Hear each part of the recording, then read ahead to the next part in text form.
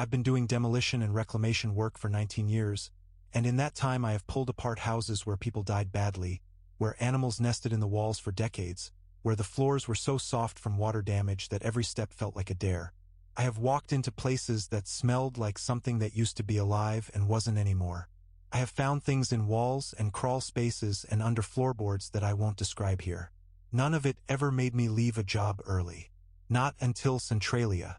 Most people know the name. The mine fire. The ground has been burning from underneath since 1962.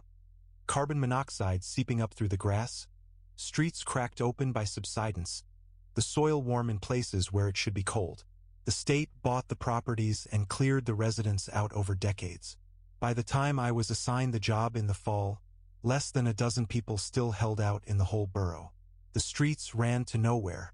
Trees pushed up through the center of what used to be Route 61. You drive through and see fire hydrants standing in the middle of fields where the houses they served had been gone for 30 years. The state contracted our company to clear several condemned structures on what had been a cul-de-sac on the east side of town. The street didn't appear by name on any current municipal map. It had been removed from the grid like a scar that had been smoothed over.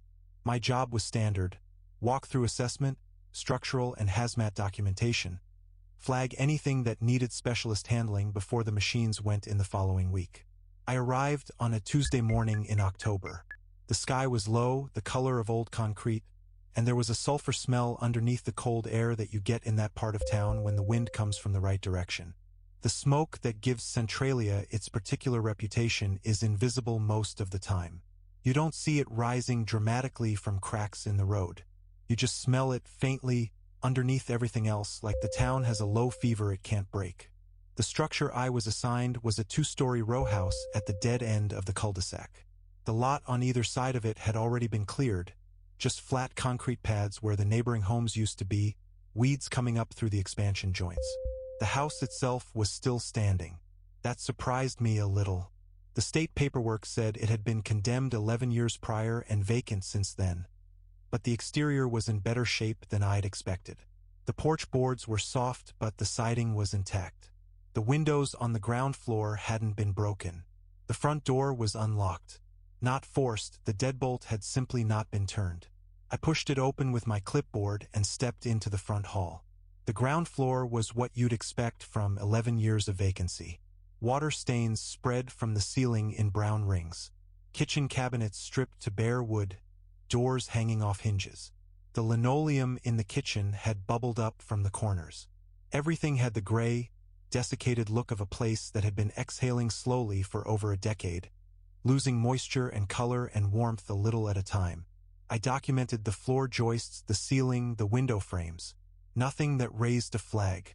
The staircase was solid. That was the first thing that felt slightly off. Not wrong enough to stop on, just slightly off, the way a detail in a photograph sometimes bothers you before you can identify why. 11 years of vacancy, no heat, Pennsylvania winters, and the stairs didn't give it all under my weight. I went up. 3 rooms at the top. The first 2 were stripped down to the studs in places, wallpaper peeling in long vertical sheets, floors bare and warped. Empty. I documented them both. The third door was at the end of the hall. It was closed. I turned the handle and pushed it open. The room was furnished. I want to be precise about what I mean because furnished doesn't fully describe it. I mean, the room looked lived in, actively lived in. A single bed against the far wall, made up with a quilt that had been tucked at the corners with the particular tightness of someone who had been making beds the same way their whole life. A wooden nightstand with a glass of water on it. Not a dusty glass, not a glass with a film on it, but a glass with water in it that caught the gray light from the window like it had been poured that morning. A braided rag rug on the floor, the kind you find in houses that have been in families for 60 years. A single framed photograph hanging on the wall above the bed. The photograph showed a man, middle-aged, standing on the porch of the house I was currently standing inside. He was smiling. The image looked recent, not recent like a decade ago, recent like last season. The trees in the background were holding their fall color, orange and amber against the sky. I stood in the doorway for a long time. Then I touched the water glass. It was cool. Not cold the way water gets when it's been sitting in an unheated room for years. Cool the way water in a glass is cool when it has been poured within the last several hours. The kind of cool that means someone was here this morning.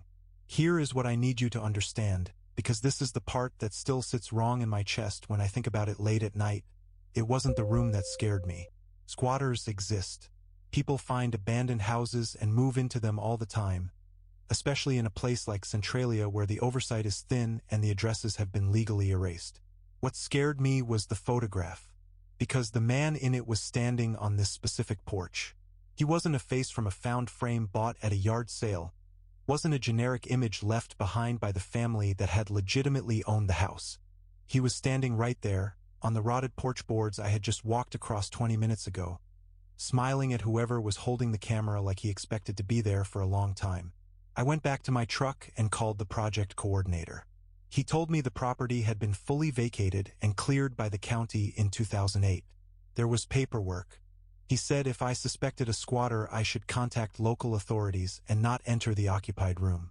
I called the fire department, which in what remains of Centralia handles emergency response for the holdout residents. A single engine came. One man, the kind of guy who had clearly been working that territory for decades, quiet in the way that people get quiet when they have made peace with the particular strangeness of the place they work in. He walked the house with me. He stood in the doorway of the third room. He looked at the bed, the water glass, the rug. He looked at the photograph for a long time. He didn't say anything. I asked him who the man in the photograph was. He looked at me the way someone looks at you when they have already decided, somewhere before this conversation started, that they are not going to answer that question. He took out his phone and photographed the room. He asked me not to enter it again. He said someone from the county would be out to handle the situation before my crew was scheduled to return the following week. I asked, "What situation, exactly?" He said, "They'll take care of it." I drove back to the site 7 days later. On the morning my crew was scheduled to begin demolition. The house was gone, not demolished. I want to be very careful with that distinction because I know what a demolition site looks like. The rubble, the foundation scraps, the dust that hangs around for days, the way the neighboring lots look scarred even when the structure itself is down. There was none of that. The lot was clean. Not recently cleared clean, just clean, the way a lot looks when nothing has stood on it for a long time. Weeds coming up evenly, no debris, no concrete footprint visible at the surface. Like the house had been removed and then the absence had been given time to grow over. I sat in my truck for a while. Then I drove to the county assessor's office in Mount Carmel and asked a clerk to pull the property record for the address I had been contracted to clear. She looked for several minutes. Then she looked up and told me that address did not exist in the county records. Not that the structure had been demolished and the record closed. Not that the property had been absorbed into state land. The address did not exist. It had never been assigned. I asked her how I had a signed work order for a property that had never been assigned an address. She suggested I contact the contractor who had issued the order. I did. That company had no record of the job in their system.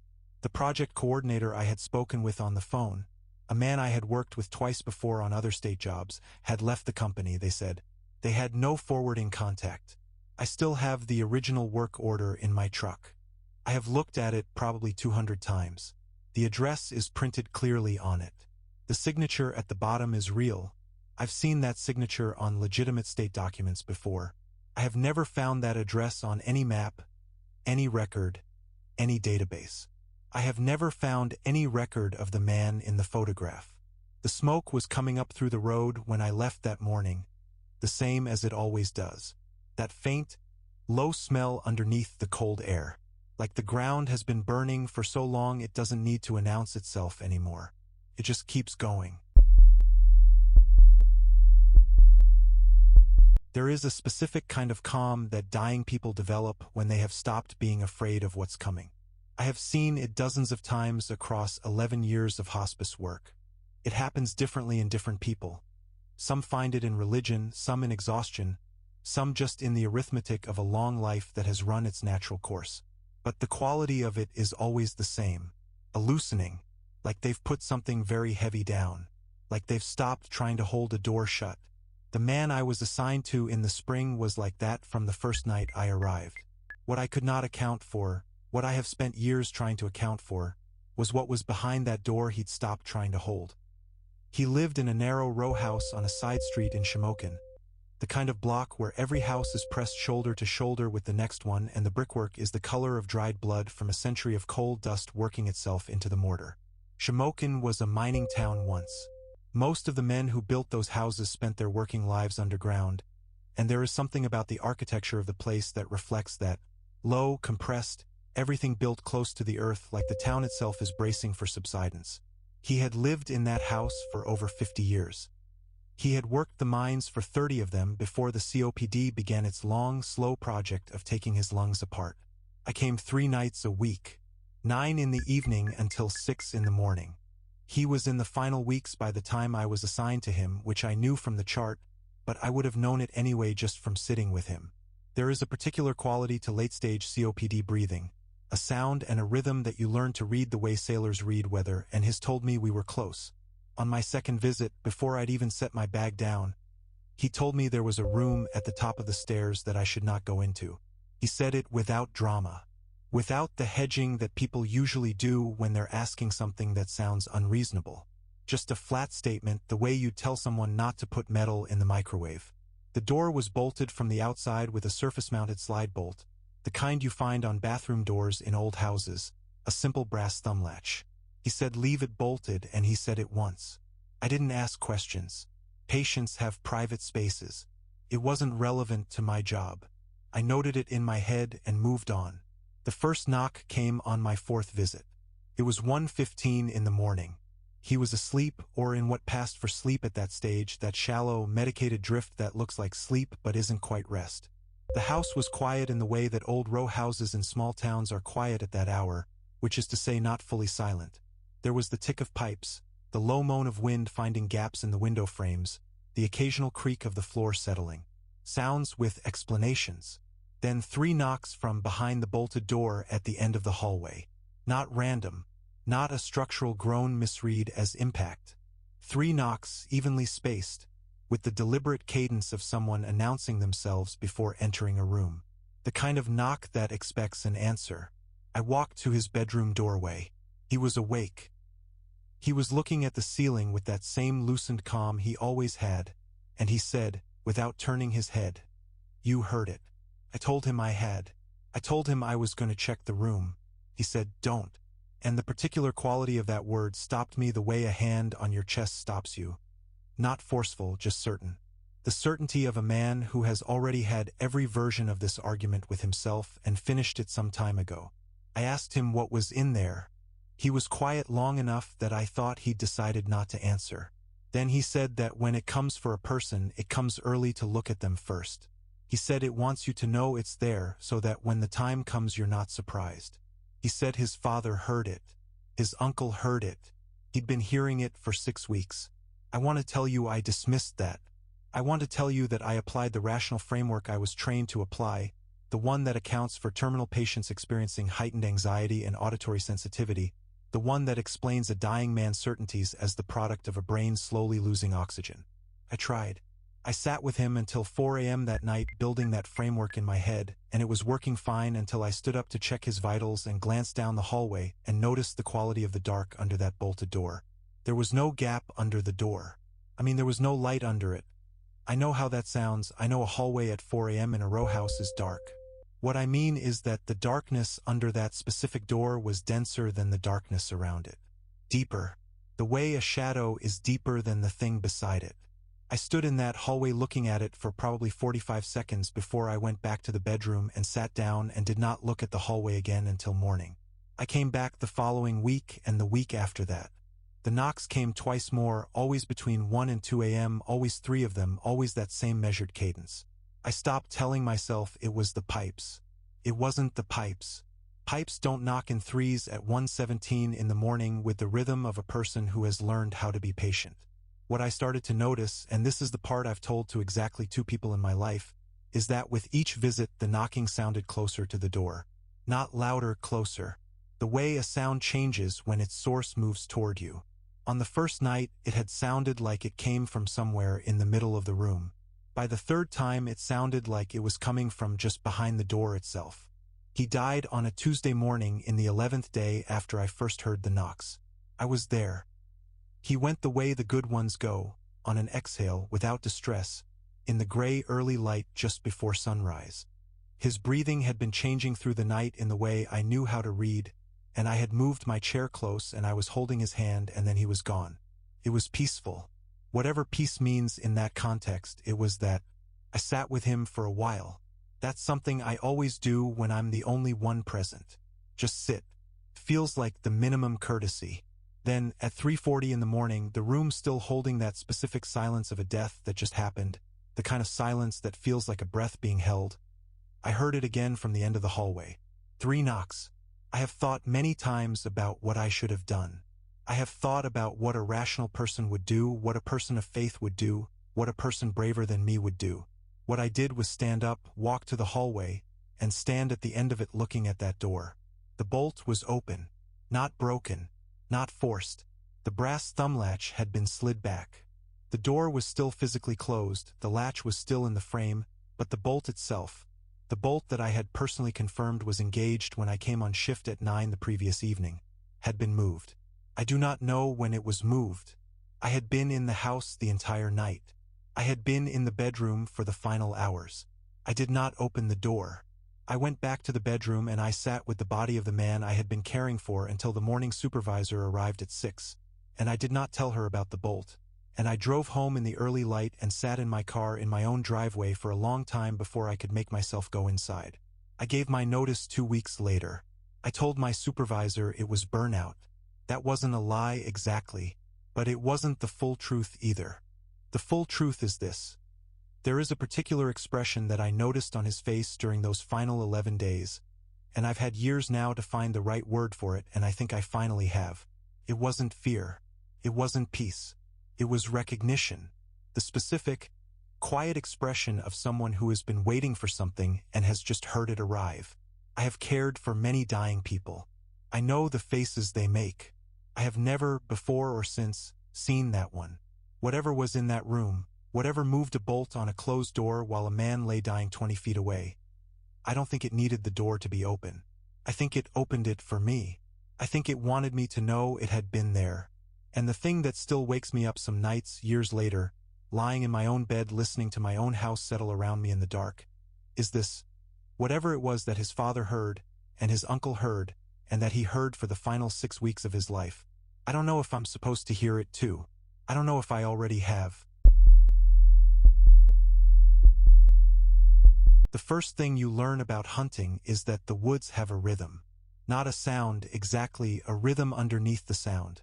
The way the birds move through the canopy tells you where the deer are bedding. The way the squirrels go quiet tells you something larger is moving below them. The way the wind shifts at dusk tells you where to sit and where to stay away from.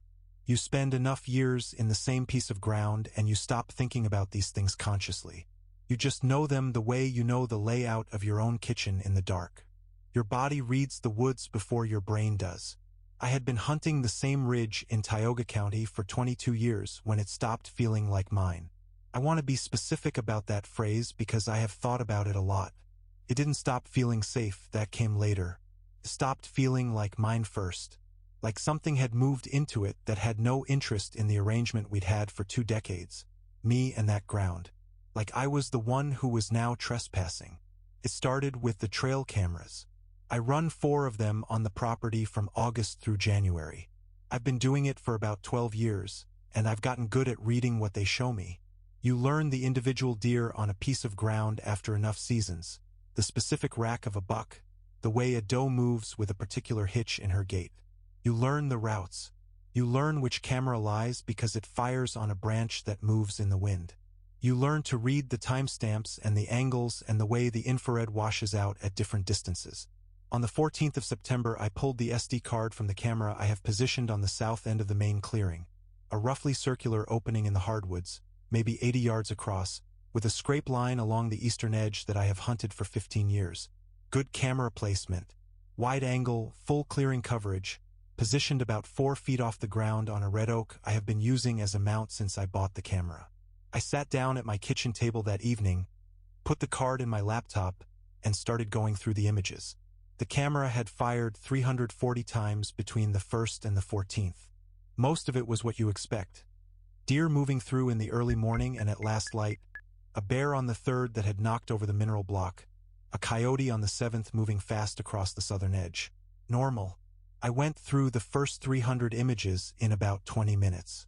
Image 301 was timestamped September 3rd, 3:14 a.m., a figure standing at the far tree line. I leaned closer to the screen.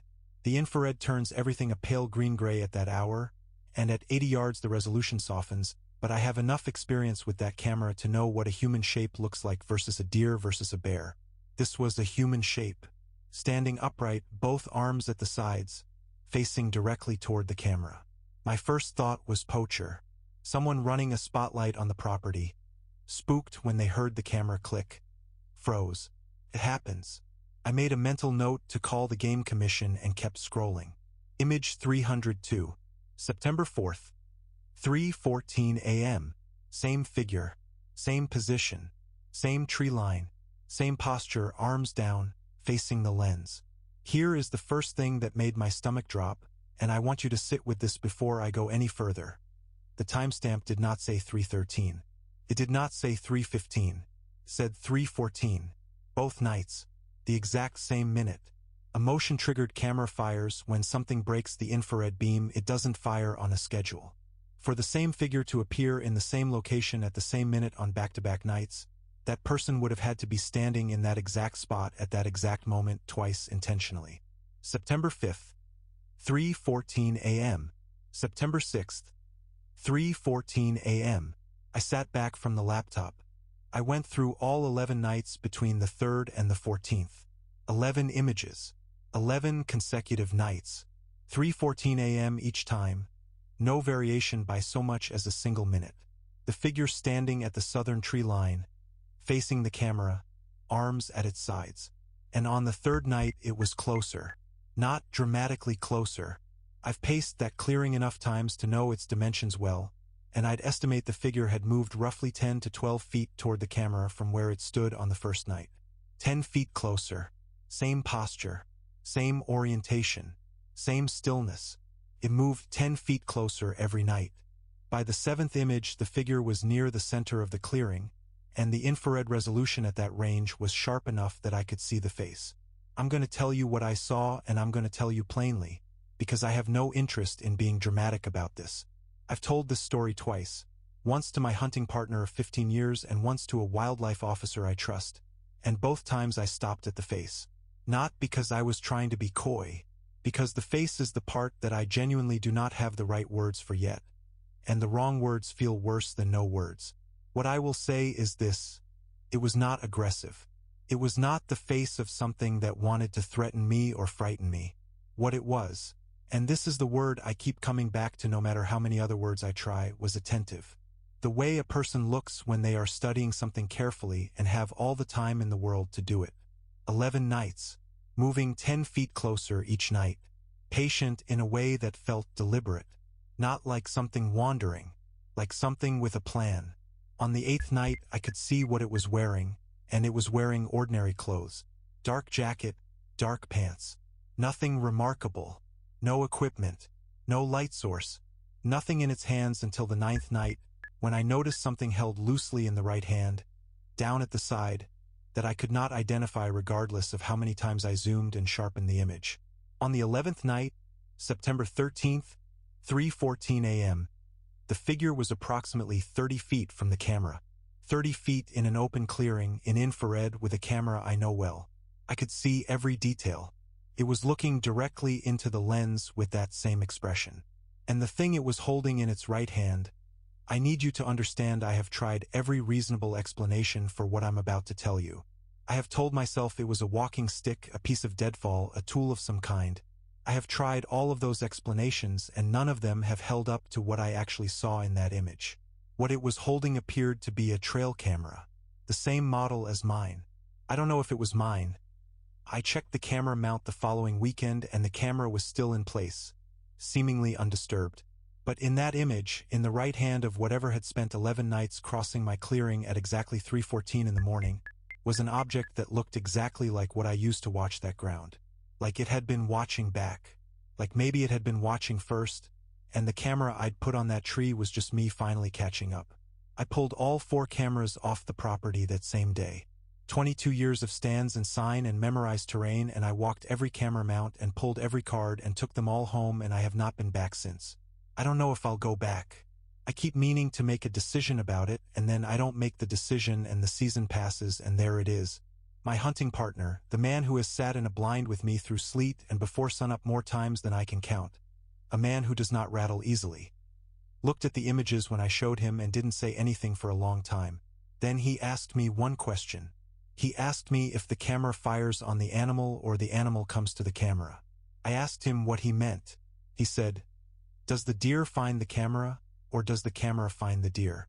I said, "The camera is stationary, it just fires when something triggers the beam." He said, "So if something wanted to be seen on it, it would just have to show up in range." I had not thought about it that way before he said it. I've thought about almost nothing else since. 22 years of knowing that piece of ground.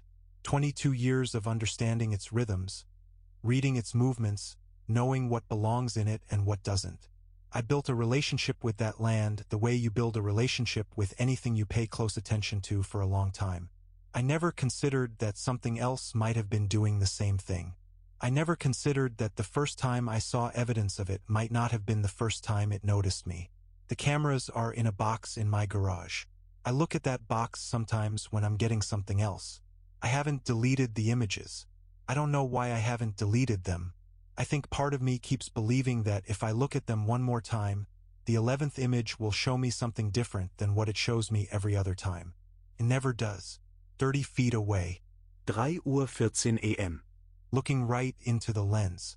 Whatever it was not afraid of being seen. That is the part one can't make my peace with even now. I was never afraid of the dark in those woods in 22 years. I am now. My grandmother was not a woman who kept secrets. That is the thing I need you to understand before any of this makes sense, because everything that follows depends on you knowing what kind of person she was. She was the woman who told you exactly what she thought of your haircut. She was the woman who told the priest to his face that his homily ran 12 minutes too long. She raised 6 children in a coal town on a miner's wage, and she did it without complaint and without mythology. No softening of hard things, no decorating of ugly ones.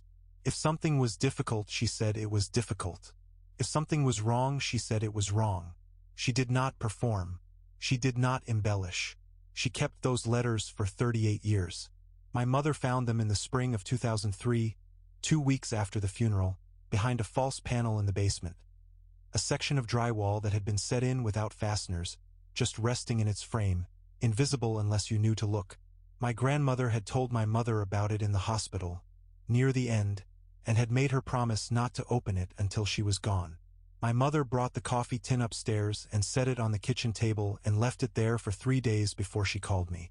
We opened it together on a Thursday afternoon. Inside were 11 handwritten pages on lined notebook paper, folded in thirds, and 2 photographs that I will describe later. The letters were dated December 1965, Kecksburg, Pennsylvania. Those of you who know the name know what happened there or what is said to have happened. On the 9th of December 1965, an object fell from the sky over western Pennsylvania and came down in the woods outside the small township of Kecksburg in Westmoreland County. What exactly fell is a question that has never been officially answered to anyone's satisfaction. The official explanation changed several times over the decades. Witnesses described something acorn-shaped, large enough to flatten trees in its path, with markings around its base that nobody could read. The military arrived quickly. The area was cordoned. And then, as these things go, the official story became that there was nothing to see and nobody had seen it. My grandmother lived a quarter mile from the impact site. She was 32 years old that December, and she was standing on her back porch when the light came down through the tree line at 4:47 in the afternoon. She described it in the letters as the color of something burning that was not fire, not orange, not red, but a color underneath those colors that she didn't have a name for. She felt the impact through the soles of her feet before she heard it. She wrote everything down that same night, while it was still clear, and she kept writing over the following days as things developed. 11 pages. Her handwriting was small and even, and she did not waste words. The military vehicles arrived within 2 hours. She described 6 army trucks coming down the road below her property, and then, and this is where her account separates from everything I've read in the public record, 2 additional vehicles that were not army green. She wrote that they were dark, close to black, with no markings of any kind. Not standard government plates. Not standard government anything. The men who got out of those vehicles were in civilian clothes and moved, she wrote, like men who already knew exactly where they were going and had no interest in being observed getting there. The soldiers formed a cordon facing outward, away from the woods. My grandmother watched from her porch, and she understood immediately, with the practical intelligence of a woman who had grown up around men who worked in dangerous places, that the soldiers were not guarding the site from something inside the woods. They were making sure nothing from outside the cordon got close enough to see. The men in the dark vehicles were inside the tree line for just under 2 hours. When they came back out, they were carrying equipment cases and 2 large containers that she described as shaped like steamer trunks but handled as though they weighed almost nothing. 2 men to a container, moving at a pace that suggested the weight was not the challenge. They loaded everything into the unmarked vehicles. Those vehicles left first, before the army trucks, without lights, moving back down the road in the direction they'd come from. She wrote, I watched until I could not see them anymore, and then I went inside and I did not tell anyone what I had seen, not even my husband, because I understood that what I had just watched was not something that was going to be discussed. She was right, as it turned out, but not because she chose to stay quiet. 11 days after the incident, a man knocked on her front door. She described him in the letters with the same precision she used for everything else. Average height, average build, dark coat. He looked, she wrote, like someone had assembled a person from a description rather than from an actual human being. Nothing remarkable, nothing that would catch in your memory, nothing that would allow you to pick him out of a crowd an hour later. He had a photograph of her. He took it from his coat pocket and held it up so she could see it. It was a photograph of her standing on her back porch, taken from a distance, on the evening of the 9th. The evening of the impact. She was looking toward the tree line in the photograph. She had not seen anyone in the field below the porch that night. She had not heard anyone. The field was open ground, and she would have seen movement in it at that hour. The man said one thing to her. He said she had not seen anything that she would want to discuss with other people. He said it pleasantly. No threat in the voice, no hardness in the face. Just a statement, delivered in the same tone you'd use to tell someone the road they were planning to take was closed. She said, all right. He put the photograph back in his coat pocket and left. He came back once more, 6 weeks later. He stood on the porch and asked her if she had spoken to anyone about what she had seen on the 9th. She said she had not. He thanked her and walked back down the road, and she never saw him again. Now here is the part that has kept me awake more nights than anything else in those 11 pages. She wrote that she spent the following weeks trying to identify who the man worked for. Not out of defiance, she had no intention of talking regardless, but because she was the kind of woman who needed to understand the things she was dealing with. She asked careful questions, oblique ones, of people who had connections to local government and the county.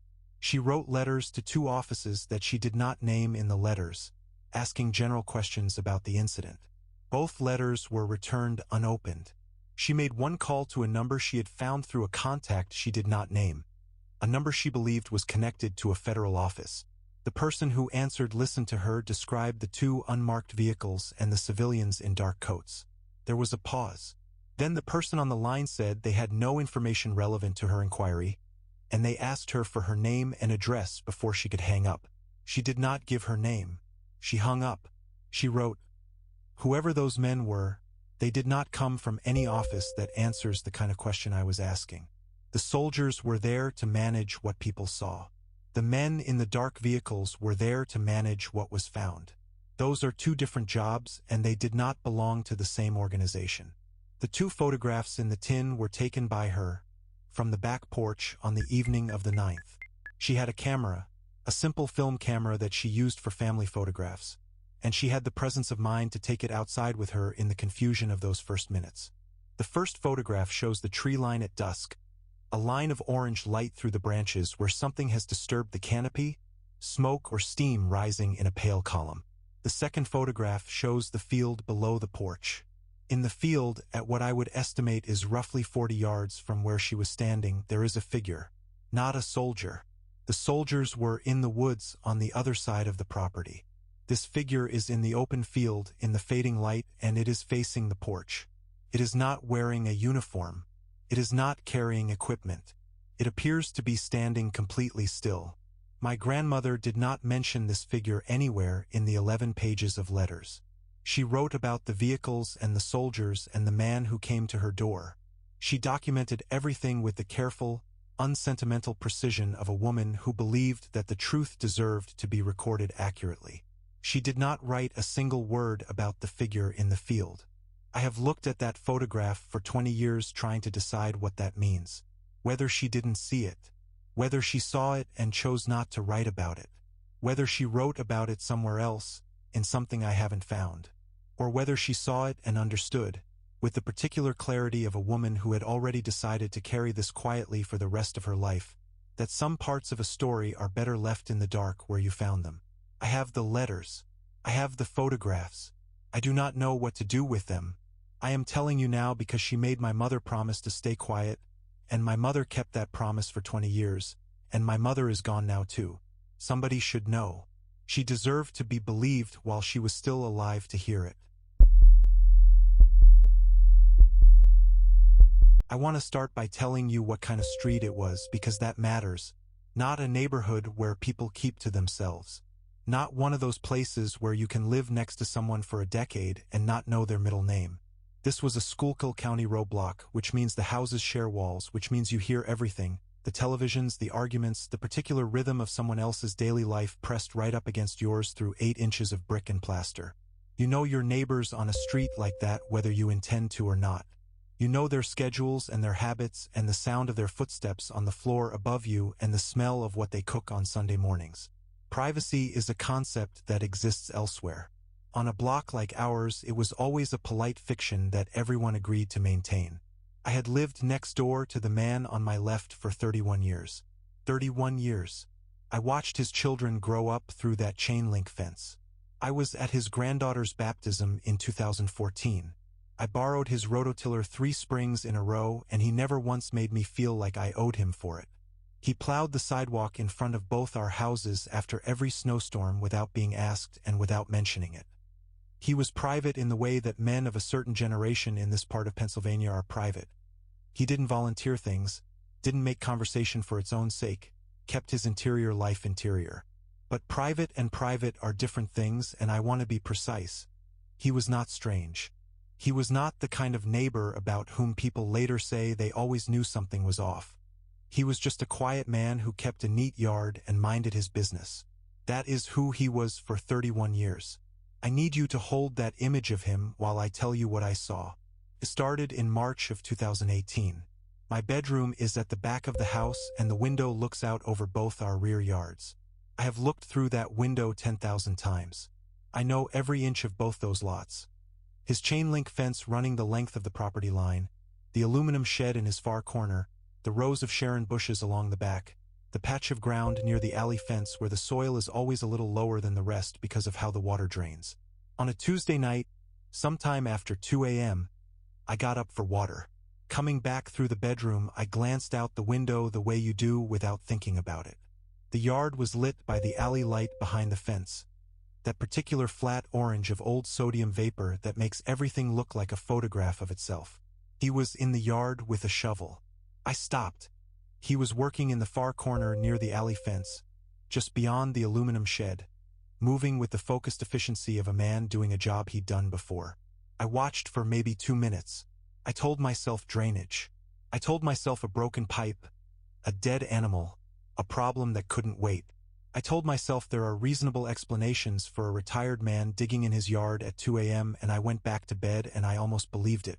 The next night I checked before I went to sleep. He was filling it in. Same corner, same shovel, moving the displaced soil back in measured spadefuls, tamping it down with the flat of the blade, taking his time. He finished, set the shovel against the fence, and stood there for a moment looking down at the disturbed ground. Then he picked up the shovel and went inside. Over the next 3 weeks, I watched him repeat this 9 times. Digging and filling, filling and digging, always in the same general area. A 6-foot radius in that far corner. Always alone, always between midnight and 3 a.m. The hole was never in precisely the same location twice, but always within that radius, like he was working a grid. Like he was looking for something or placing something, and the exact coordinates mattered. On the night that changed everything, I had been watching for about 10 minutes. He came out later than usual, closer to 3 than to 2. And he was carrying something. It was wrapped in black plastic sheeting, the heavy kind, secured with packing tape wound multiple times around each end and across the middle, roughly 3 feet in length. He was carrying it in both arms against his chest, and I could see from the way he moved that it had weight to it. Not enormous weight, but enough that he adjusted his grip twice on the way across the yard. I watched him set it down beside the already open hole. I watched him lower it in. The shape inside the plastic was not uniform. As he angled it into the hole, it bent. Not sharply, not the way something rigid bends when you force it, but with a slow compliance, the middle yielding to the angle of the hole in a way that told me whatever was inside the sheeting was not a single solid object. I called the police the next morning. 2 officers came. I told them everything I had told you, the nights, the pattern, the plastic-wrapped bundle, the way it bent when he lowered it in. They listened without expression. They went next door. They were inside for approximately 20 minutes. Then they came back out and walked through the side gate into his rear yard. They stood in the far corner for about 5 minutes. They did not have a shovel. They did not get on their knees. They walked back out, came around to my front door, and told me they had found nothing of concern. I asked them if they had dug. The one who was doing the talking said there was no cause to dig. I said, I watched him bury something wrapped in plastic at 3 in the morning. He said that the man had explained he was dealing with a drainage issue and had been laying perforated pipe in that corner, which sometimes required work at odd hours due to his schedule. I said, he's retired. He doesn't have a schedule. The officer said they would keep an eye on things and handed me back my own front door. I want to pause here because I need you to understand something about what it feels like to be standing in your own doorway holding information that you know is real, that you watched with your own eyes over 3 weeks, and having a person in a uniform hand it back to you like it's a piece of mail that was delivered to the wrong address. There is a particular kind of loneliness in that moment that I did not have a name for until it happened to me. It is not anger exactly. It is something quieter and colder than anger. It is the feeling of suddenly understanding that the system you have trusted your entire life to adjudicate these things has looked at what you're holding and decided to look away. I stood at that door and I thought, what do I do now? The next morning I was in the kitchen at 7:30 and I heard the back gate. I looked out the window above the sink. He was standing at the fence line on his side of the yard. He was looking directly at my kitchen window. He was standing completely still in the way that men stand still when they have decided to stand still deliberately, when stillness is the message. When he saw me looking, he raised his hand. He waved. Not a slow wave, not a threatening wave. A normal morning neighbor wave. The same one he'd been giving me across that fence for 31 years. Unhurried, pleasant, like a man with a clean yard and a clear conscience checking in on his neighbor on a Tuesday morning. I stepped back from the window. I have not looked out the back of my house after dark since that morning. I go to that window in daylight when I have to. I do not linger. I do not look toward the far corner near the alley fence where the soil is still a little lower than it should be, a little softer looking than the ground around it. Even now, he still lives there. He still plows the shared sidewalk after snowstorms. He still waves when we pass each other on the front step, and I wave back because what else do you do? What else can you do when the people who were supposed to help you looked at what you found and chose not to see it? I have never stopped thinking about the way that plastic bent when he lowered it into the hole. I have turned that image over in my mind 10,000 times looking for an innocent explanation, and I have not found one that holds. 3 feet long, both arms to carry it, bending in the middle on the way down. The police said there was nothing to dig for. I think about that every single day. I think about it every time I hear his back gate open. I think about it every time he waves. I have driven nearly 3 million miles in this country. I want you to hear that number before anything else. Not to impress you. There is nothing impressive about it. It is just hours and asphalt and bad coffee and the particular loneliness of a life lived mostly in a rectangle of windshield light. I tell you because 3 million miles means I have seen everything a road can show you. Accidents in every configuration. Animals that should not be alive standing in the median at 4 a.m. Weather that does not behave like weather. People doing things on the shoulder of interstates at night that I have chosen to forget on purpose. After enough miles you develop a relationship with the road that is less like driving and more like reading. You stop reacting to things and start interpreting them, and you get very good at knowing the difference between something that has an explanation and something that does not. What happened on Route 61 does not have an explanation. I have been looking for one for 4 years, and I am telling you this now because I have run out of places to look. Route 61 through central Pennsylvania is not a road that asks anything of you. It is 2 lanes through coal country, mostly straight, towns coming and going at the edges of your headlights. Pottsville, Frackville, the dark gaps between where the mines used to be and the houses they built for the men who worked them still stand mostly empty. I run it occasionally when 81 has slowdowns or when a pickup is timed wrong and I need to make up distance on a back route. It is unremarkable in every way.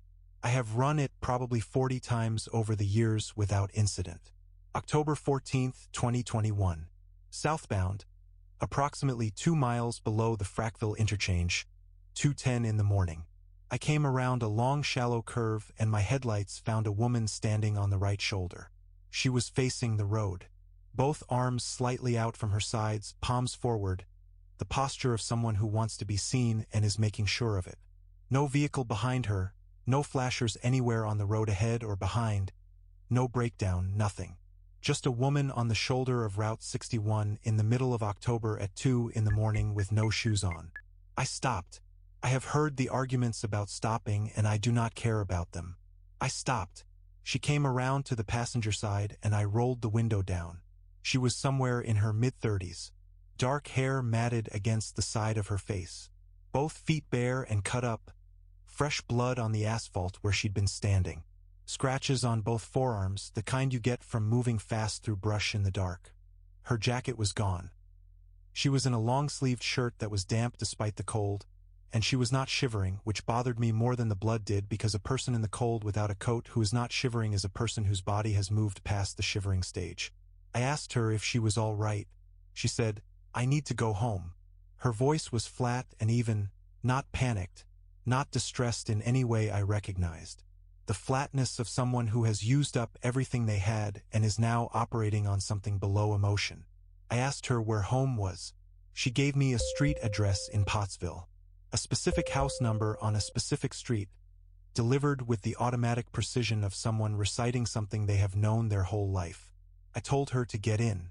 She came around, climbed up into the cab, sat with her hands folded in her lap and her eyes forward, and did not say another word. I want to tell you about the drive because the drive matters. 22 minutes. I know because I watched the clock the way you watch a clock when something is wrong and you need the reassurance of time moving normally. She did not speak. She did not look out the window. She sat with the stillness of someone who has gone somewhere inside themselves and has not fully come back yet. And I drove and I did not push because there are things you learn after enough miles about when a person needs to be left alone inside their own silence.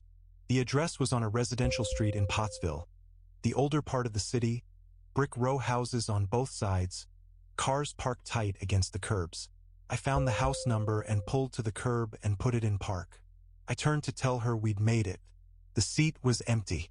I want to be careful here because I know exactly what you are thinking and I thought it too. I thought it before I even fully processed what I was seeing. I ran every rational option in the time it took me to reach across and touch the seat. She had opened the door without me hearing it. She had gotten out while I was watching the curb. She had moved faster than I registered. I got out of the cab and I looked both ways down the street. Empty. No movement in either direction. No figure on any porch. No door just closing. Nothing. The street was as still as a photograph. I looked down at the passenger floor mat. There was blood on it. 2 partial footprints in dark red. The shape of bare feet, pressed into the rubber mat where she had climbed in and settled her weight. She had been in my cab. She had bled on my floor. And she was not there. Now here is where I need you to stay with me, because this is the part that I resisted the longest, the part one spent the better part of a year trying to route around. I went home that night and I slept badly, and in the morning I started looking for the address. Not suspiciously, just the way you follow up on something that unsettles you, the way you pull at a loose thread because leaving it loose bothers you more than what you might find at the end of it. I found the house on the county property records. The listing showed it as a residential property, last occupied in the early 1990s, currently in county tax delinquency. Vacant for over 30 years. I dug further.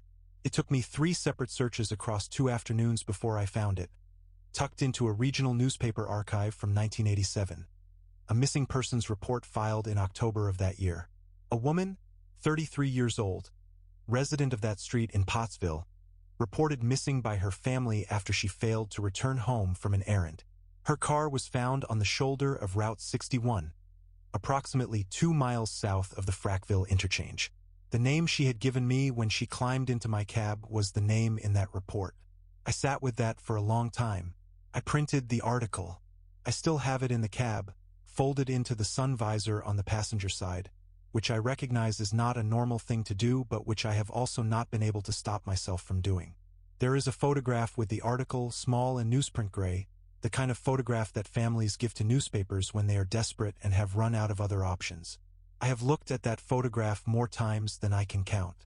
I am not going to tell you that it is definitively the woman who was in my cab, because I am not certain and I have no interest in telling you something I cannot stand behind completely. What I will tell you is that I have also not been able to tell you it isn't. The last thing I will tell you about that night happened about 6 months later, in a diner off the highway outside Hazleton. I was eating alone at the counter and I got talking with a man sitting 2 stools down, off-duty county, the way he carried himself, the way he talked about the roads. At some point, I don't remember exactly how it came up, I told him what had happened on Route 61. The whole thing. The woman on the shoulder, the drive, the empty seat, the blood on the mat, the article. He listened to all of it without interrupting, which in my experience is not what people do when they think you are losing your mind. He ate and he listened, and when I was done he was quiet for a moment and then he said, "You are not the first driver to pick someone up on that stretch and end up looking at that case file." I asked him what he meant. I asked him who else. He put cash on the counter for both our coffees. He said he'd said what he had to say. He left. I have run Route 61 twice since then, both times in daylight, both times white-knuckling it through that 2-mile stretch below Frackville for reasons I cannot fully articulate to myself. I do not run it at night anymore. I keep the article in the sun visor. I don't know what I'm waiting for. I think some part of me believes she might get back in someday and tell me what happened to her on that road in 1987, and I want to be the one who finally gets to take her home. There are things you see as a child that your adult brain spends the rest of your life trying to reclassify. You saw it wrong. You misunderstood the angle, the light, the context. You were young and you didn't have the framework to interpret it correctly, and now that you do, now that you have the language and the experience and the rational scaffolding of an adult life, surely it resolves into something ordinary. Surely it becomes a dead animal, a piece of farm equipment, a trick of the dusk playing games with a 17-year-old's imagination. I have been 34 years old for 8 months now. It has not resolved. I grew up on a farm in Lancaster County, the kind of land that has been farmed continuously for so long that the soil itself seems to understand what it's for. Rolling fields, limestone outcroppings, tree lines that have stood in the same places since before anyone alive can remember. The farms in that part of the county press up against each other without fences in most places. A treeline is a boundary. A creek is a boundary. A long-standing agreement between families is a boundary. You know whose ground you are on without needing it marked. The family on the property to our east had been our neighbors since before my parents were born. They were Amish Old Order, which meant our interactions were neighborly and respectful and limited by mutual understanding to the practical matters of shared land. They helped us get hay in before storms. My father helped them when equipment needed repair that their own constraints made difficult. There was a quality of regard between our families that did not require much language, the kind of relationship that is expressed in actions across a fence line rather than in conversation. They were good people. I want to say that plainly, and I want you to hold it. What I am about to tell you is not a story about bad people. The summer I was 17 was a dry one, the kind of Lancaster County summer where the corn goes a little pale at the edges and the creek that runs the property line drops 2 feet by August. I spent most of it doing what farm kids do, working before it got hot, moving slow through the middle of the day, ranging the fields and tree lines in the evenings when the air finally released a little of what it had been holding. It was in those evening walks that I first noticed the smell. It came from the east, which meant it came from their property, and it came on certain winds and not others, the kind of directional specificity that told me it was coming from a fixed source rather than something moving or ambient. I knew farm smells. I had grown up inside them. This was not a farm smell. It was organic in the way that decay is organic, but underneath the decay was something else, something that I have spent 17 years trying to name and have never successfully named, something that my body reacted to before my brain did. A low, involuntary wrongness, the kind of physical response that exists below thought. I followed it one evening in late July, just before dusk. Their well was in the back of their property, maybe 200 yards behind the main house, where the cultivated ground met the tree line. It was an old stone well, hand-dug, the kind that predates everything else on the land, older than the house, older than the outbuildings, older than any living person's memory of the property. It had a wooden cover, 2 thick planks fitted together, that sat over the opening to keep animals and debris out. When I got close enough, I could see that the cover had been moved. Not removed entirely. Slid to the side, one half still resting on the stone lip of the well, the other half dragged back maybe 2 feet. The opening was partially exposed. The smell was coming from it in a slow, rising current that the evening air was carrying westward across the field. I should have stopped. I know that. I have known that for 17 years. I should have turned around and walked back to our side of the property line and minded the boundary that 2 families had respected for generations. I walked to the edge and I looked down. I am not going to describe in full detail what I saw in that well. I have made that decision deliberately and I am at peace with it. What I will tell you is that it was not an animal. It was not debris or runoff or anything that falls into a well by accident or neglect. What I saw had been placed there. That is the word, placed. With the intentionality of arrangement, with the specific organization of something that had been thought about before it was done. There was more than one thing. I stepped back from the well and I walked home, and I did not run because running would have required a kind of panic that I had not yet caught up to. The shock of what I had seen was still processing somewhere behind my eyes, and my legs were just carrying me back across the field in the evening light with the mechanical reliability of a body that has not yet been told what the mind has just seen. I did not tell my parents. I have turned that decision over many times in the years since, and I still do not know if it was the right one. I was 17 and I had seen something on a neighbor's property, and those neighbors had been a part of our life for as long as I had been alive, and I did not have the language for it. I did not have the framework. I sat at the dinner table that night and I passed the potatoes and I said nothing. The next morning I looked out my bedroom window and 3 men from their community were in the back field near the well. By mid-morning they had begun to board it up. They worked without speaking in the way that community members work together when the task is understood by all parties without needing to be stated. Heavy planks nailed across the stone lip. Then additional framing around the outside. Then soil packed around the base. By early afternoon the well was sealed so completely that the grass around it looked like the only evidence that anything had ever been there. Nobody from their side of the fence mentioned it.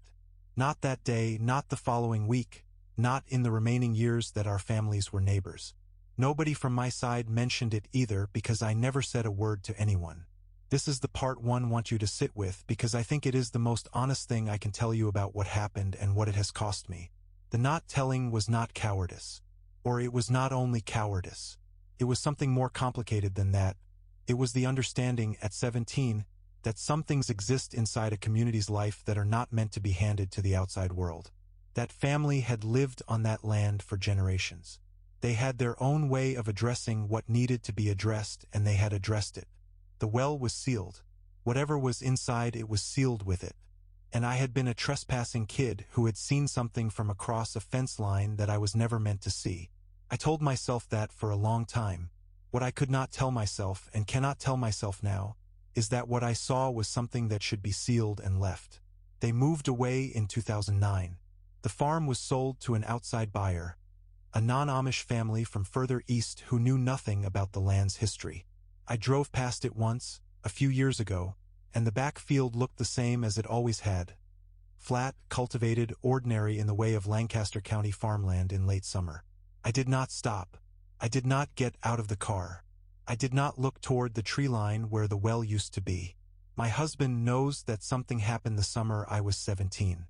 He knows it is the reason I do not talk about my childhood the way other people do, the reason I do not romanticize it, the reason I have never once said I want to go back and visit. He has never asked me directly and I have never told him, and that arrangement has worked for us for 11 years. But I am telling you now because I am tired of carrying it as a private thing, as a sealed thing, as something that gets boarded up and grown over and left to become part of the ground. Whatever was in that well deserved more than silence. So does the truth of what I saw. I was 17 years old and I looked down into a stone well on a dry July evening in Lancaster County, Pennsylvania, and I saw something that no arrangement, no community, no amount of heavy planks nailed across limestone can make ordinary. It was placed there. That is what I know. That is what I have always known. And if I am honest, if I reach past the version of this story that I have told myself for 17 years in order to get through the days, what I know underneath that is this: the cover had been slid aside. Not knocked, not fallen, slid. From the inside. Grief has a sound. I know that is not a remarkable thing to say. Everyone who has lost someone knows that grief is not the silent internal experience that people who have not yet lost someone imagine it to be. It is loud in ways you do not expect. It is the specific creak of a floorboard you learned to avoid outside a child's room at nap time, still avoided out of habit 3 weeks after the room became empty. It is the sound of a cartoon playing in another part of the house before your brain catches up and reminds you that you turned that television off and you are not going to turn it on again. It is the particular silence of a Monday morning when the school run does not happen and the house holds that silence in a way that feels less like quiet and more like an absence with weight to it. I know grief sound. What came through that monitor was not grief. My son was 4 years old when he died in February. I will not tell you the details of how, because the details belong to us and to nobody else, and because the details are not the point of what I am telling you. What I will tell you is that it was sudden in the way that the worst things are sudden, not an accident, not violence, but the body's catastrophic failure to do the thing a body is supposed to do, the kind of medical event that causes otherwise careful and measured doctors to use the word unprecedented more than once in the same conversation. He was 4 years old and he was healthy, and then he was not, and then he was gone. There is no arc to that sentence because there was no arc to what happened. It just stopped. We kept his room exactly as it was. His door stayed open 6 inches, the same 6 inches it had always been open, because he had not liked it fully closed, and we had learned in the way that parents of small children learn everything, by the specific unhappiness of a specific small person expressing a specific preference at 11 p.m., that 6 inches was the precise measurement of his comfort. We kept the night light running. We kept the rocket ship sheets on the bed. We kept the shelf of books he had just begun to be genuinely interested in, the ones he would pull down and carry to us with the authority of a person who has made a decision and expects it to be honored. We kept the baby monitor. It was a standard unit, the kind with a parent receiver on the kitchen counter and a transmitter in the child's room. We had never moved it. It had been in the same position on his dresser since we set it up when he transitioned out of our room. A small white rectangle with a green standby light that had become so much a part of that room's furniture that neither of us thought about it consciously anymore. Turning it off felt like the kind of finality we were not ready for. So we left it. The parent unit on the counter, the transmitter in his room, the green light doing what it had always done. 3 weeks after the funeral, I was in the kitchen at 10 o'clock at night. The parent unit turned on. Not the standby light cycling, the unit activating, the way it activated when sound in the room crossed the sensitivity threshold and triggered transmission. The small amber light that meant it was receiving. I stood at the counter and I looked at it and I waited for what my brain was already constructing as an explanation. A truck on the road outside causing vibration, a frequency from a neighbor's device bleeding into the channel, the unit malfunctioning after weeks of disuse. What came through was a voice. A child's voice. One word. I need to explain this word because the word is the entire center of what I am telling you, and without the context it means nothing. When my son was 2 years old, he had a stuffed animal, a rabbit, soft gray, worn to a particular shapelessness from being carried everywhere for the better part of 2 years. He gave it a name that was entirely his own invention, a sound word that existed in no language, that he had arrived at through whatever private process small children use to name the things they love. We used it too, eventually, the way families absorb a child's private language into their own. It was not a word that existed anywhere outside our household. It was not a word that could be generated by a random frequency, a neighbor's monitor, a malfunctioning transmitter searching for signal. It was not a word that anyone outside our family had ever heard. That word came through the monitor at 10 o'clock on a Tuesday night in February, 3 weeks after we buried him, and we buried the rabbit with him because it had never spent a night away from him and we were not going to start now. I stood at the counter for a long time. Then I walked down the hall and I stood in the doorway of his room. The transmitter's green light was on. The room was exactly as we had left it. The night light was doing what it always did, throwing that particular warm arc of light across the ceiling that he had liked to watch from his pillow. Nothing was displaced.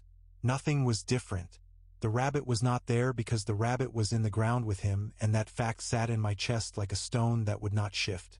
I went back to the kitchen and I stood at the counter and I looked at the parent unit and it was back on standby, the amber light gone, the green light doing its patient nothing. It happened 3 more times over the following 2 weeks. Always at night. Always that one word. The third time there was something before the word. An exhale, the soft, specific sound of a child surfacing from sleep, the involuntary breath of a small person waking from a dream and reaching for something familiar. I had heard that sound 10,000 times from the monitor on that counter, and my body recognized it before my mind did, and what my body did in response to recognizing it was something I am not going to describe because it belongs to me and to the specific private devastation of that moment. My wife heard it twice. She has not spoken about it to me directly. I know she heard it because I watched her face in the kitchen on the second night when it came through, and what crossed her face in the 2 seconds between the sound reaching her and her leaving the room was not something I am able to categorize. She went back to work the following month. She put the parent unit in a drawer in the utility room. She has not taken it out. I retrieved it from the drawer the same afternoon. I put it back on the counter. I have not been able to explain to her why I did that, and I have not tried to explain it because I think she already knows. I am an engineer. I design load-bearing systems for a living, which means I have spent my entire professional life inside a framework that requires explanation, that requires cause and effect, that requires the universe to behave according to principles that can be written down and tested and relied upon. I applied that framework to what came through the monitor with the same rigor I apply to everything else. I researched frequency interference. I researched monitor malfunctions. I contacted the manufacturer. I read forums. I looked for every possible mechanism by which a baby monitor in a room with no occupant could produce a specific non-existent word in a specific child's voice. There is no mechanism. I know what I heard. I know what my wife heard. I know what the word was, and I know what it meant, and I know that it came from a room in which a small gray rabbit was not present because we had made the decision, my wife and I, standing over a small white casket, that certain things should not have to spend a night alone. The 4th transmission was on a Sunday night in April. After that, nothing. The unit has been on the counter for 7 months of silence. The green standby light does what it has always done. The amber light has not come on since April. I have thought carefully about what I believe and what I do not believe, and I want to be honest with you about where I have landed because I think honesty is the only thing I have left to offer this story. I do not know what came through that monitor. I do not know if it was him. I do not know if the concepts I would need to make that sentence mean something. Continuity, presence, the persistence of a person beyond the stopping of their body, are concepts that correspond to anything real. What I know is that it was not interference, and it was not malfunction, and it was not grief playing tricks on a broken man in a kitchen at 10 o'clock at night, because grief does not know a word that only existed inside one family's walls, and grief does not sound like a child waking up and reaching for something, and grief does not stop exactly when it stops and leave behind the specific quality of silence. The unit is on the counter. The green light is on. I have not turned it off. I do not believe I am going to. I did not realize I was missing until someone else told me I had been found. That is the sentence I have started with every time I have tried to tell this story. and every time I get to the end of it I realize it is still the most accurate thing I can say about what happened to me in Potter County in the fall of 3 years ago. Not that I got lost. Not that I wandered or fell or was injured or disoriented. I did not realize I was missing. I was standing on a trail 200 yards from my own car, and two strangers were looking at me with an expression I had never seen on anyone's face before and have not seen since. And one of them said, "We need to get you help," and I said, "Why?" And she said, "Because you have been gone for 7 days. I left on a Thursday morning. I want to anchor everything to that fact because the day matters in ways that took me a long time to understand. Thursday, 8 a.m., trailhead parking area off a fire road in the Potter County backcountry, a section of the Pennsylvania wilds that does not see heavy traffic in the off-season. I had done this particular stretch 3 times before. Solo hiking, 3-night trip, route I knew well enough to run without a map, though I always carried one. I signed the trail register at the kiosk. My handwriting, my name, 8:04 a.m., and I started north. That is the last thing I remember. Not the last thing I remember from that morning. The last thing I remember, full stop, from those 7 days. I have no memory of the first mile of trail. I have no memory of the first campsite, the creek crossing, the ridge I had looked forward to for the elevation and the view it gives you over the northern tier. I have no memory of 4 nights of sleep, of fire building, of eating or not eating, of weather, of anything at all that a person accumulates across 7 days of living in the world. There is Thursday at 8:04 a.m., and then there is a trail in afternoon light and 2 strangers and the expression on their faces. 7 days. Gone. The medical evaluation at the hospital in Coudersport established several things that I have spent 3 years trying to reconcile with each other.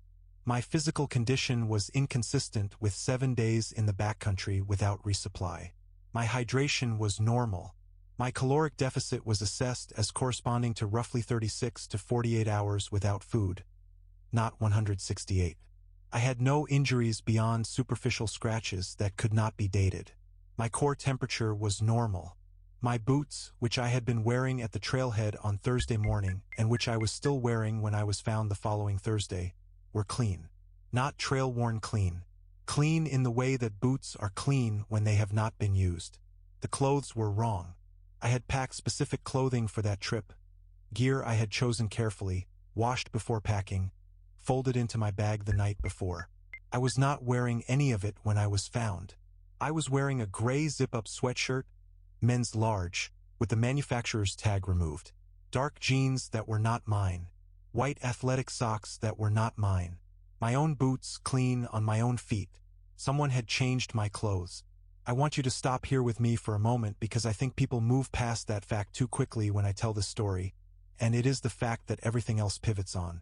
I did not change my clothes. I have no memory of changing my clothes, and I have no memory of 7 days, and the medical evidence suggests I was not in that backcountry for anything close to 7 days, which means that wherever I was during those 7 days, I was not alone, and whoever was with me made a deliberate decision about what I would be wearing when I was returned to that trail. The sweatshirt was never identified. I gave it to the investigator assigned to my case, a county detective who treated the whole thing with a careful professionalism that I respected even as I watched him running out of frameworks to put it into. He ran the sweatshirt through every database available to him. No missing persons report matching it. No manufacturer record from the tag because the tag had been removed. An ordinary gray zip-up sweatshirt, men's large, that belonged to someone who did not want it traced back to them.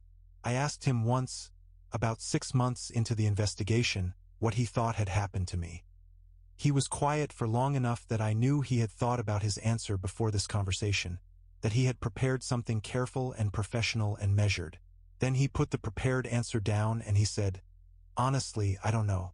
And I've been doing this for 19 years and there are maybe 4 times I've said those words and meant them completely, and this is one of them." He closed the case 8 months after it was opened. Insufficient evidence to determine the nature of the incident. That is the official language. I have the letter. Here is the part one have not told the investigator or my parents or the therapist I saw for 14 months afterward, because I do not know how to tell it in a way that does not sound like the brain of a traumatized person constructing meaning from chaos. I went back to the trailhead the following spring. I needed to. I cannot explain the need more precisely than that. It was not courage, and it was not closure-seeking, and it was not any of the therapeutic frameworks my therapist offered me. It was the specific pull of an unanswered question that had embedded itself so deeply into my daily life that the only way I could imagine relief was to go back to the place where the question began. I brought a friend. We parked at the same kiosk. I signed the trail register again. The same register, a new book, my handwriting looking strange to me for reasons I still cannot account for. We walked north, the same direction I had walked on the Thursday morning I had no memory of, and when we reached the spot where I had been found, 200 yards in, a specific bend in the trail that I recognized from the photographs the investigators had taken, I stopped. My friend asked me if anything felt familiar. I said no. But standing there in the late morning light, the specific quality of it coming through birch and hemlock at that angle and that hour, I felt something that I have tried many times to describe accurately and have never fully succeeded at. Not a memory, not a flashback, something more like a residue. The feeling of having been in a place so completely that the place itself retains something of you, and when you return it gives it back. What it gave back was this: I had not been afraid. Wherever I was for those 7 days, whatever was happening, the emotional residue it left in that specific place on that specific trail was not fear. It was not pain or distress or the aftermath of violence. It was something closer to the feeling of being observed by something that has decided, for reasons of its own, that you are worth the time it is taking. I do not know what to do with that. I have turned it over for 3 years and I do not know if it is reassuring or if it is the most frightening thing about the whole experience, that whatever took 7 days of my life and changed my clothes and returned me 200 yards from where I started felt, in the residue it left, like something patient and deliberate and unhurried, like something that had made a choice. The gray sweatshirt is with the detective's closed case file. My original gear was never found. The trail register still has my signature in it from both visits, one Thursday in fall and one morning the following spring, with 7 missing days between them that belong to something I cannot name. I still hike. I want to say that clearly because people always ask. I still go out alone, still carry a map I do not always need, still sign the register at the kiosk the way you are supposed to. The backcountry did not become frightening to me. The woods did not become the enemy. What changed is smaller and harder to articulate than fear. What changed is that I am no longer certain, when I am alone on a trail and the light comes through the trees at a particular angle, that the solitude I am feeling is entirely real. That the aloneness is as complete as it appears. I look at the tree line differently now, not with fear, with the particular attention of someone who has learned, in the most unresolvable way possible, that being watched and being alone are not always mutually exclusive. Somewhere in Potter County there is a gray sweatshirt in an evidence box with my case number on the outside and a blank where the manufacturer's tag used to be. Somewhere there is whoever it belonged to. I think about them sometimes, whoever made the decision about what I would be wearing when they put me back on that trail, whoever chose that particular gray sweatshirt in that particular size, whoever removed the tag with the particular deliberateness of someone who has thought about being found out and has taken steps. I think about the care in that, the planning, and I wonder, not for the first time and not for the last, whether the 7 days I cannot remember were taken from me, or whether somewhere, in whatever place I was, I gave them willingly. That was story 9. 9 stories. 9 people from 9 corners of Pennsylvania who sat down and told us something they have never been able to fully put down. Here at Unheard Fears, we believe that the most disturbing things in this world do not announce themselves. They do not growl or perform. They leave a gray sweatshirt. They slide a bolt back on a closed door. They stand at the tree line at 3:14 in the morning and they wait because whatever they are, they have all the time in the world. If something happened to you, something that kept you up, something that nobody believed, something from a small town that most people have never heard of, send it to us. We read everything. You have found the right place. This is Unheard Fears. We will see you in the dark.